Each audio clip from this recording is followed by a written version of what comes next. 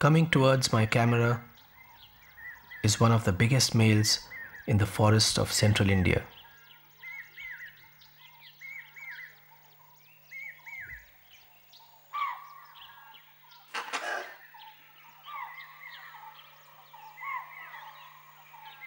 This is undoubtedly one of the best places in the world to experience wild tigers. And I wanted to start my journey from here.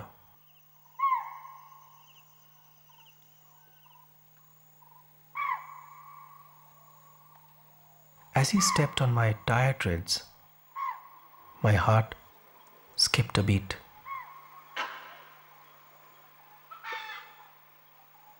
I could almost smell him.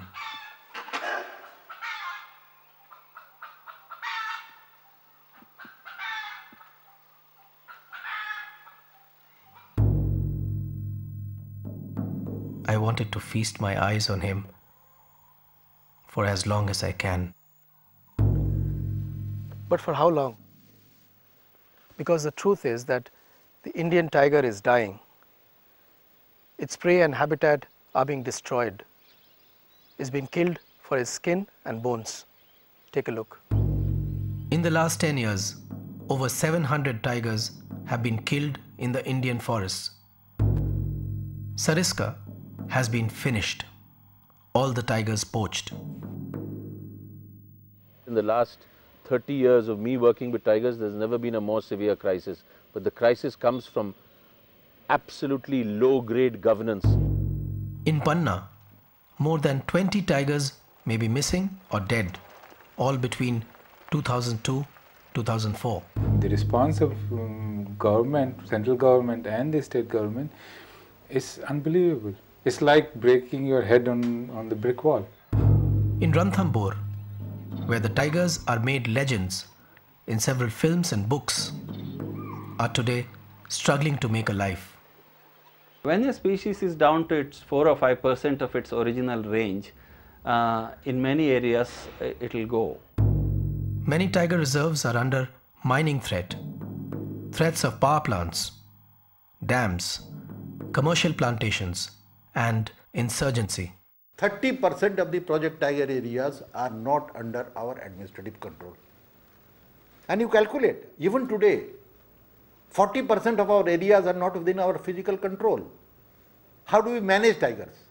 In the last 20 years, I've been filming the Indian forests. I've never seen the tiger face such a huge crisis. But how did this happen?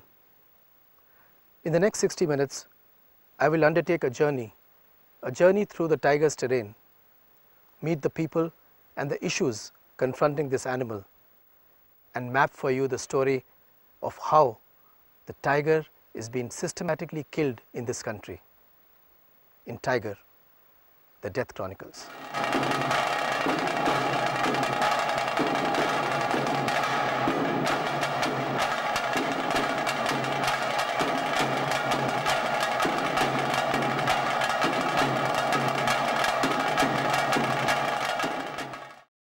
I think we are living in very precarious times, very dangerous times in terms of ecology and human survival.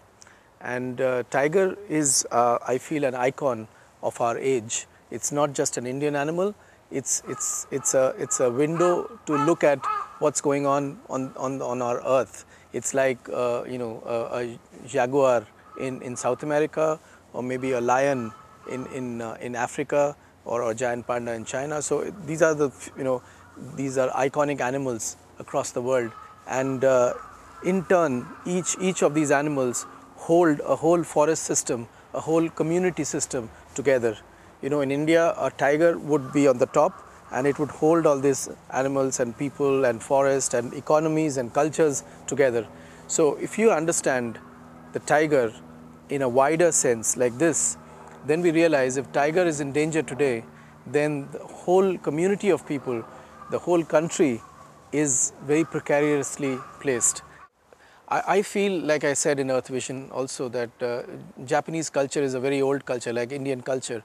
And today we need to delve into our culture, into our customs, into our traditions, and find answers for this crisis.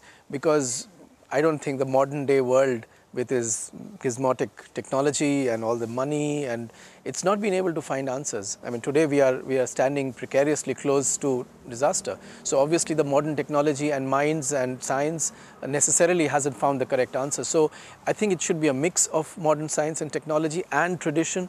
So Japanese people and cultures, I think should certainly show the way into delving, by delving into their tradition and cultures.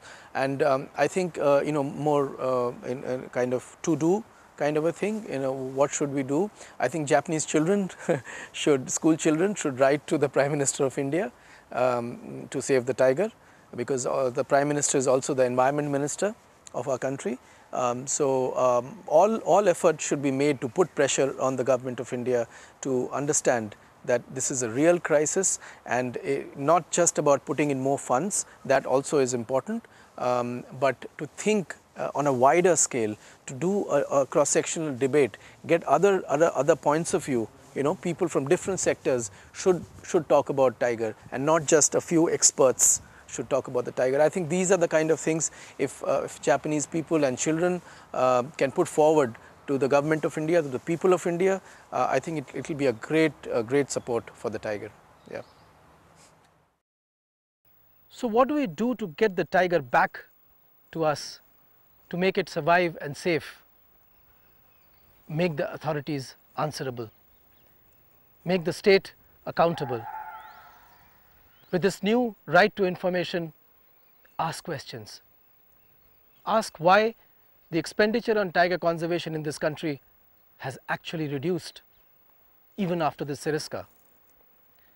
Ask why does the Tiger Conservation Authority doesn't have a single tiger ecologist. Ask how long will these forests of India will be rampantly written off to miners. Ask how long will this tiger genocide last? Till the last tiger is alive? Tigers don't have a vote. Give it a voice. Give it its last chance to survive.